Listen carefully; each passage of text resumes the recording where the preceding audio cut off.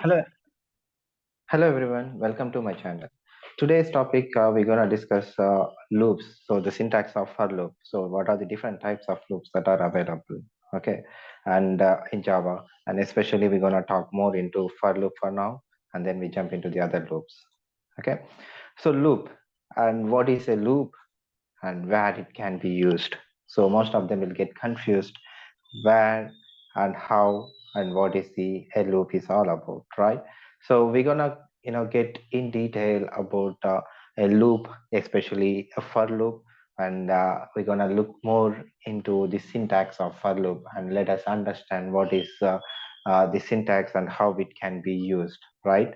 So in general a loops, okay, in general what would be a loop is all about. A loop, can we say like loops are something that are repeating or iterative of some activity, so set of some iterative activity, right? So that is what a loop is in general, right? In programming we can say that there are something whenever we feel that something where we're gonna have something called iterating, we feel that it is iterating, then we can use loops over there, right? So we're gonna see how it can be used and where the iteration comes into picture.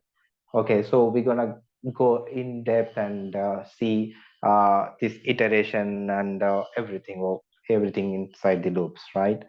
So what are the different types of loops in Java? Don't get confused with the loops concept if you are beginner. If you're still not able to understand loops, this is the video where it will get clear picture about loops, right? So for there are different types of loops. The first one is for, and second one is while, third one is do while, and then we have for each as well.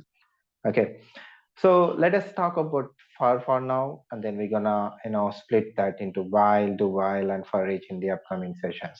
Okay, so we're gonna look more into for loop. Let us see what is the syntax of for loop. Okay, so the syntax of for loop is, we're gonna say like for variable initialization, condition, and increment and decrement. Okay, so what is this variable initialization? Why it is necessary? What do you mean by condition here? What is the purpose of it? So is it really required that I need to use increment or decrement of decrement? Something like that? Okay, so let us go in depth of this and try to understand what is this three is all about. Okay, so it says that it's a block of statements which says that it is iterating. So set of statements and statement one and statement two and the end of for loop. Okay, so the example, it says something called integer AI. So we have initialized a variable inside for loop. Inside for loop. It's not outside of the for loop, it is inside the for loop. Okay, so we have initialized a variable 0, variable I to 0, and then I is less than 10. So this is the condition of the for loop, and then I plus plus. So this is increment or decrement, right? So inside this, what you wanted to do, what we wanted to do, so that is what we're gonna think about, right? So I'm just printing I for now, but we're gonna look into more with more examples and try to understand the loops in a better way, especially for loop. If you are good at writing for loop, it is easy for you to jump into the other loops as well, while loop or do while or for each. Doesn't make any sense, but the first step, like whichever you wanted to learn, learn it perfectly, right? So we're gonna see what is this variable initialization, and what is this condition, and what is this increment or decrement, where to use increment, where to use decrement, and what condition it has to be satisfied, and what are this why what are the statements that will get executed. Okay, can we write any other statements inside this for loop? So those things we're gonna see with better examples while writing the program. Okay, so this is syntax of for loop, right? Let us look the for loop syntax carefully. let us understand what is this syntax of for loop, right? So can I write like, this is the, syntax of for loop, right? For variable initialization and condition increment or decrement. Okay, what happens if I use a syntax like this? For, and there is no initialization. If you could see, there is no initialization. I've made it as blank with semicolon, and then I have given condition, increment or decrement. Okay, so this is also possible in Java, where you are not declaring, initializing a variable, but you are making use of this condition or increment or decrement one. Don't get confused whenever you find this kind of, statement. Okay, so what happens if I use the below syntax? So I'm just made it as remove this, both condition, this variable initialization as well as condition. I just used semicolon, semicolon followed by increment or decrement. This is also possible. Okay, so this is also possible. There is nothing wrong in this. You just want to, you don't want to use this condition as well as variable initialization inside the for loop. So that's what it means, right? So next one, we're gonna see the other one, other syntax where you're gonna remove all, like, nothing. So it doesn't have any variable initialization, it doesn't have any condition. Okay, it doesn't have any increment or decrement.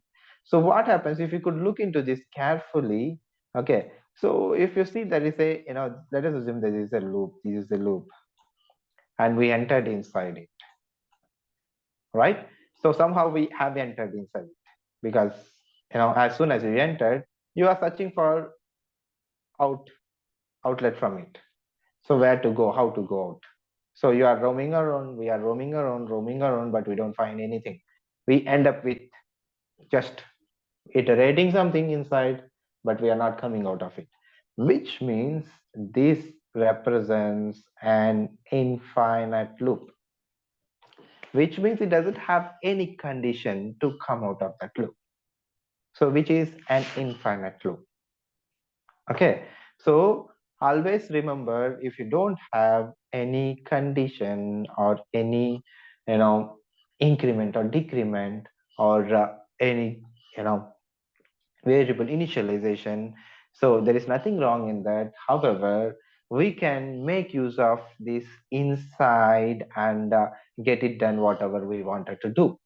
So it's up to us to decide. Okay, so there is no hard and fast rule for anything.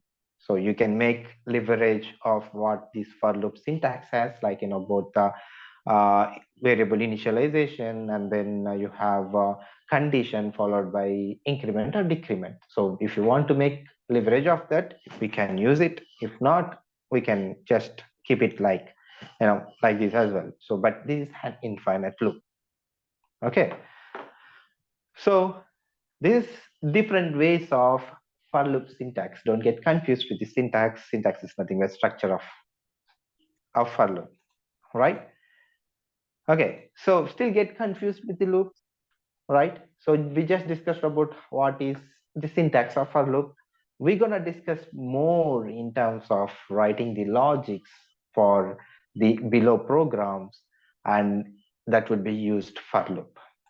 Okay, so to print numbers from 1 to 10 or 1 to 100, or to print factorial of a number, to print Fibonacci series, to print prime numbers.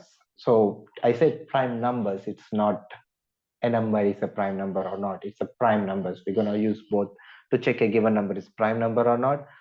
And also we're going to, print prime numbers from 2 to 100 or 2 to 500, whatever range we wanted to, right? So with that examples, the way we're going to write the logic, the way we're going to explain will feel better. You can feel better to write the loops, right? So to print prime numbers between ranges as well. So we're gonna see it in the next videos. Stay tuned. Thank you very much for watching. Happy learning. Do subscribe and share your comments in the comment section. Thank you.